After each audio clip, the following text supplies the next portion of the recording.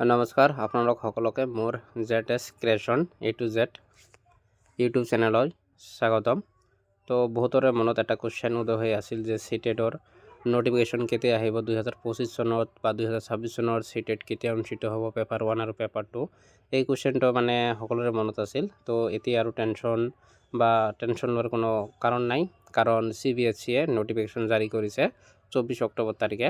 আপোনালোকে স্ক্ৰীনত দেখাই পাইছে যে 2026 চনৰ 8 ফেব্ৰুৱাৰী তাৰিখে বোথ পেপাৰ 1 আৰু পেপাৰ 2 অনুষ্ঠিত কৰা হ'ব, মানে লয়াৰ প্ৰাইমাৰী আৰু আপাৰ প্ৰাইমাৰীৰ। তো পেপাৰ 1 হ'ব লয়াৰ প্ৰাইমাৰী আৰু পেপাৰ 2 হ'ব আপাৰ প্ৰাইমাৰী। তো এইটো 2026 চনৰ 8 ফেব্ৰুৱাৰী তাৰিখে অনুষ্ঠিত কৰা হ'ব।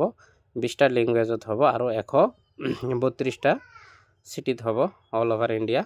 তো আপোনালোকৰ বাবে এটা ভাল খবৰ যে এতিয়া আৰু কোনো টেনশ্যন কৰাৰ কাৰণ নাই। আপোনালোকে ভালদৰে প্ৰস্তুতি চলাই যাওক, যিহেতু এতিয়াও হাতত মানে 3 মাহ সময় আছে, বহুত টাইম আছে।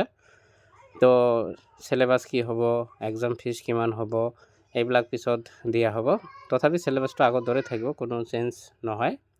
অলপ হ'বও পাৰে, কিন্তু আগৰ দৰে হ'ব। তো এতিয়া আৰু টেনশ্যনৰ কাৰণ নাই, আপোনালোকে প্ৰস্তুতি চলাই যাওক। আৰু 2026 চনৰ 8 ফেব্ৰুৱাৰী তাৰিখে চিটেট অনুষ্ঠিত হ'ব পেপাৰ 1 আৰু পেপাৰ 2। ধন্যবাদ।